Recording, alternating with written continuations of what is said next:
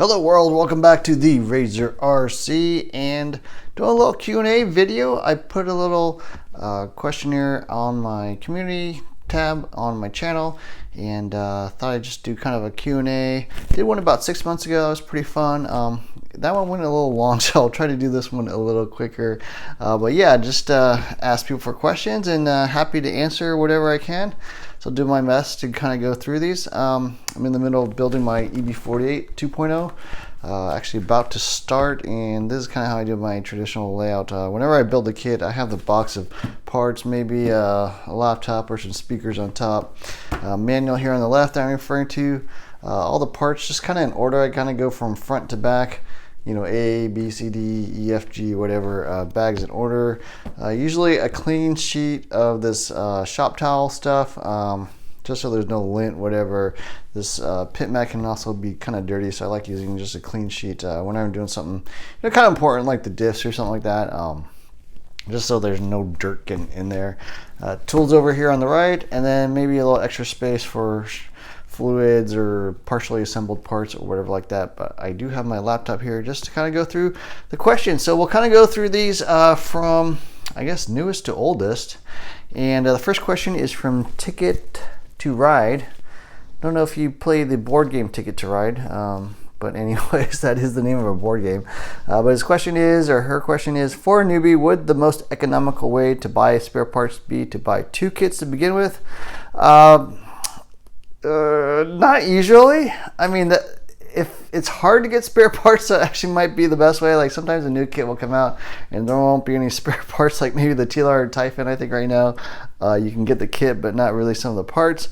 But generally no, because the kits are going to be fairly expensive unless you're like breaking like the chassis or the shocks or a bunch of the parts you don't normally break. Yeah, I wouldn't really go that way, more for just parts availability. If you get to the point where so many different parts on your vehicle are being worn out and you need to kind of replace everything that's wearing out, like maybe the arms or the the gears in the diff or something like that, or the gears in the transmission are all worn out, probably a good time to just replace the whole vehicle rather than try to swap everything out, because for most part kits are only going to break a few parts. Most kits really kind of have one or two major weaknesses, maybe the spindles or maybe the arms or the wings, or I don't know. There could be different parts that break, but for the most part, yeah, you should only need to keep about $50-$60 worth of spare parts, hopefully. If it's any more fragile than that, then it's probably a pretty fragile vehicle. Yeah, so that, at least for the race kits, I don't think it's the best way, although I do know people that do that just so that they always have a spare of everything. Maybe they're racing and they need to make sure they, no matter what, will always have a spare for any part that could break. So I know people do that, but it's not an economical way, in my opinion. Next question from Justin: how good are the Hobao Hyper VS? Is it better than the Typhon 3S or 6S V5? I've only had one Hobao. I think they just released a new 8-scale buggy. I think that's what the Hyper VS is. The Hobao I had was the Hyper 10 TT. That's a pretty old design, pretty old vehicle, and was pretty fragile by today's standards. The Hyper VS, I think it's a race buggy. I don't think it's a basher. I think it is intended for racing. They definitely have been improving it and trying to get a lot of performance out of that. I'm sure it'd be pretty good, but the downside of Hobao, at least in my experience, is that it's hard to get parts. You pretty much have to order stuff online, possibly even overseas. Like I was ordering stuff from, I think Taiwan is where Hobao's located. So just from a convenience and sort of supportability standpoint, it's kind of tough. But I think Tower, and I don't know if Tower used to at least support Hobao. I don't know if they still do. I don't know if Horizon does either. They didn't before, I don't think. So, don't know anything about that buggy, sorry. But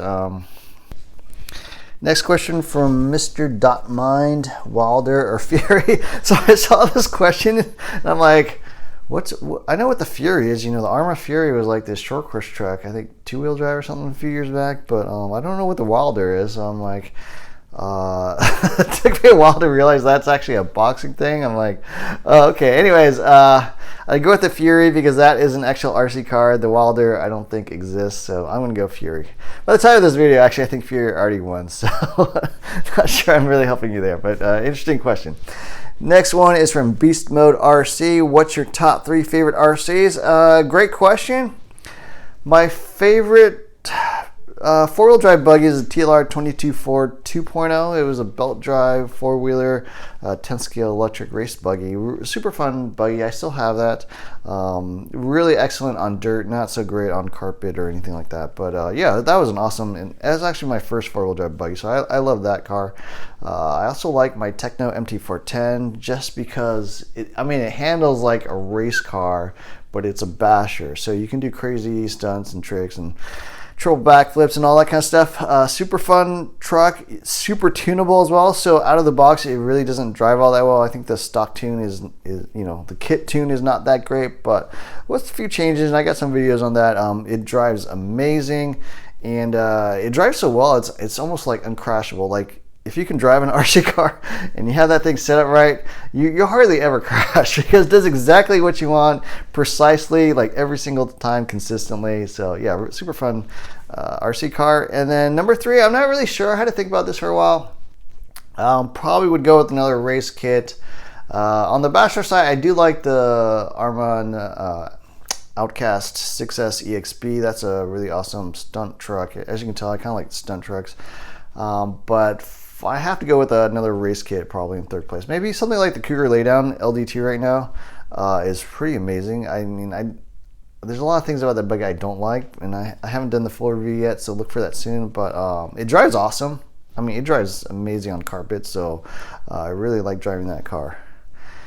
Okay, Louis Andrew. So apologize for not knowing how to pronounce your name, but what do you think about the Arma infraction and the speed running community? So I don't have any speed runners. That's kind of a segment of the RC industry I haven't gone into. I'm kind of more of a 2-channel guy. I like using channels 1 and 2, and so speed running not quite my thing. But if I were to get one, I would definitely get an infraction or a limitless. I think those are the 2 best platforms. People are doing amazing, crazy things with those things. The aluminum chassis and kind of that heavy-duty layout, and a lot of space for modifications and big motors, all that stuff. I think is great, and I think they kind of encourage or appeal to the high-speed running community. Next up, Dracunis RC Maniac. Is the old Noble NB4 good for 1/10 2-wheel drive buggy racing compared to a Samuel MT4 or MTS? Great question. I don't have a Noble NB4, although I have driven 2-wheel drive buggies with those, so I do have some experience with that radio. I have an MT4S, which is the newer, the faster version of the MT4, but those are both been superseded by the MT44, so those are both old radios. I would not get an MT4 for sure, because that one is actually slower than the newer ones. The MT4S or the MT44 are definitely faster, more responsive, and going to just be better for racing. MTS is a great radio. I do have a review on that. Certainly probably like one of the best mid-range race radios if you don't want to spend like $400 for a radio. But the Noble NB4, I think it's a cool radio, and it's not that expensive. I think on $180 or so. Tons of features, color display, feels really good in the hand. But personally, I felt like it was not as responsive as the Sanwas, at least the newer Sanwas. It seemed to have just less direct feel to me than the high-end radios from Futaba or Sanwa, or even maybe the Spectrums. I don't have a high-end Spectrum, but so that was kind of my main concern. I mean, it wasn't my buggy, it wasn't my electronics. I don't know how the electronics were set up, because I tend to have my electronics set up fairly aggressively and very responsive, very direct. So that could be part of it. That wasn't the motor I normally run or the ESC or whatever. So hard to say, but I would have to do more testing, but in my opinion, I would still stick with kind of the major brands. The Noble, I'm sure, is a good radio. I don't think there's anything really bad about it, but I'm not convinced yet that the performance is still there. So that's my thoughts. K. Miller, what is the deal with vintage class racing? Isn't parts ability cost means high enough as it is with normal buggy racing? Yeah, good question.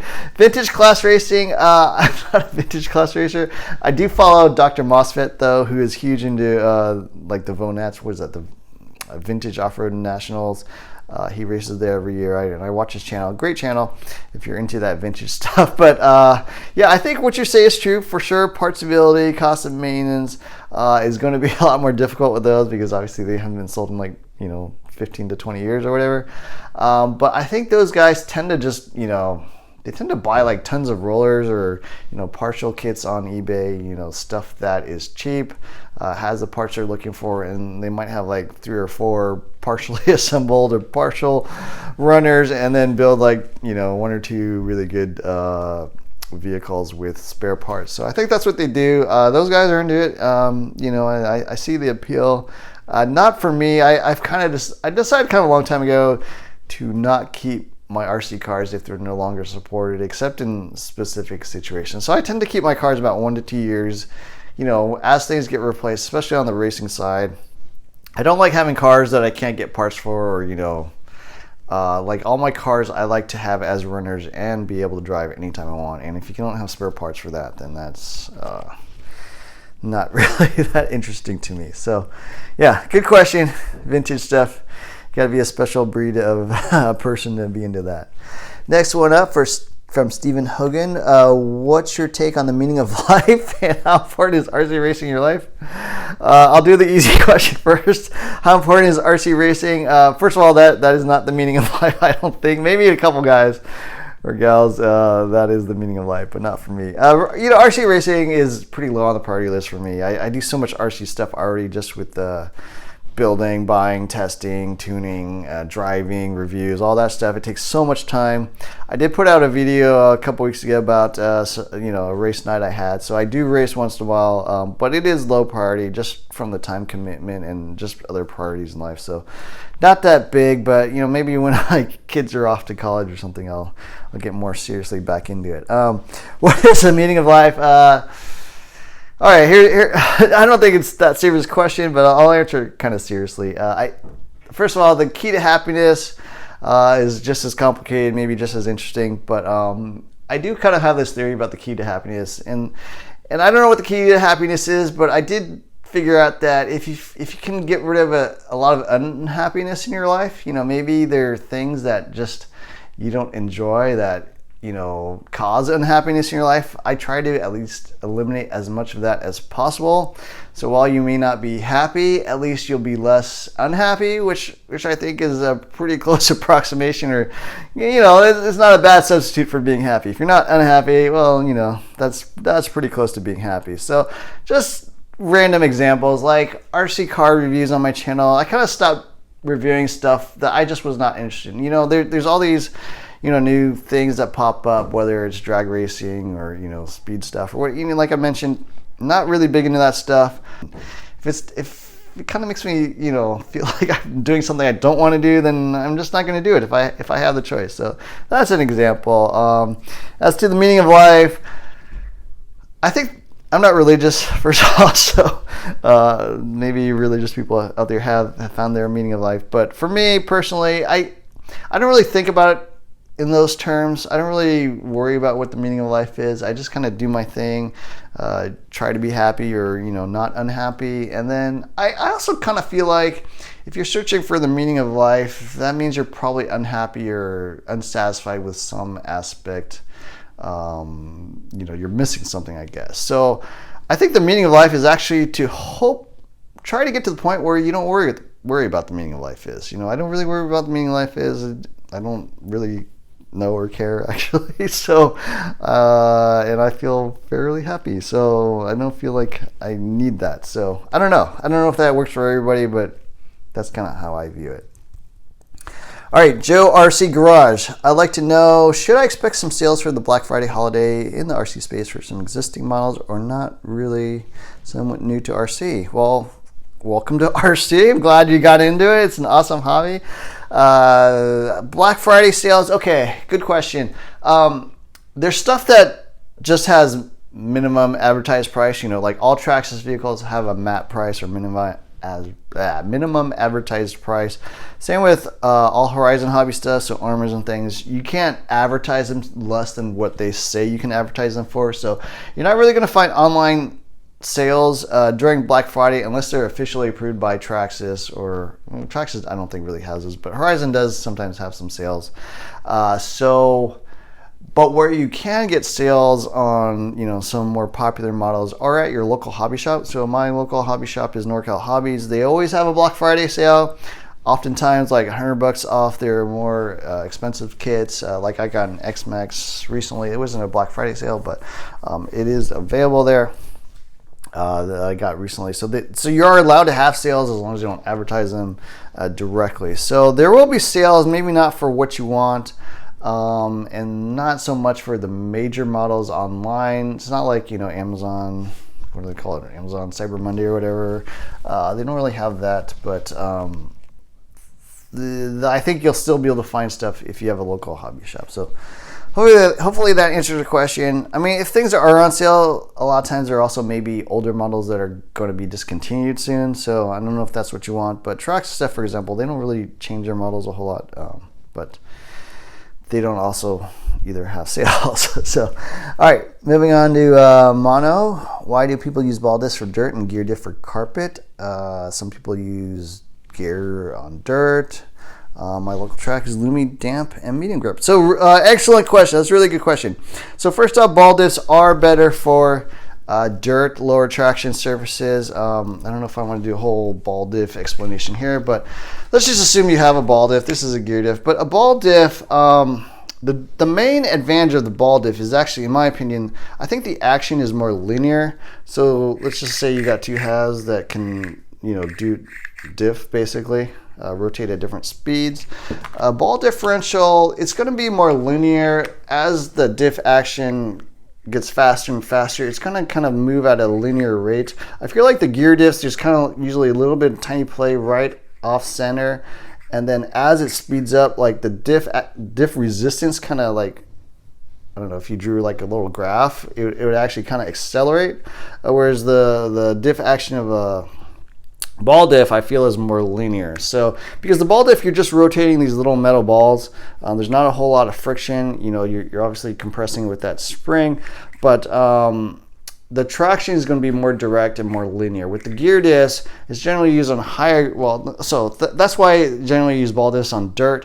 You'll get a little more traction, and it'll be a little more linear and be a little easier to control when traction is low, because it's not going to do too many weird things. On carpet, they always use gear diff. I mean, if you're not using gear diff, it's probably because your model doesn't have a ball diff. And the main reason for that is your traction is so high. The main reason is probably because the ball disc will just start skipping. You'll basically just bark your diffs because there's so much traction, and you can't really get a ball diff tight enough. And then the second thing is it's more linear. So really, as that bite is super high, you don't want this thing diffing out, that quickly, right? You want it to kind of accelerate and get harder and harder to diff out, and then I'll provide you the forward drive. So that's really why, ball diff is meant for dirt, and gear diffs are meant for carpet. If you're running gear diff on dirt, it's probably because the person couldn't figure out how to work a ball diff, or they kind of got fed up with it. It is definitely difficult. You have to get it set right. It's more difficult, I guess, to set up than a gear diff. Gear diff, you just fill with the right fluid and you should be okay. A ball diff, you got to get the tension perfect. Once you bark it, once you wear out those balls, then you do have to service it, replace parts and stuff like that. So yeah, that's the difference.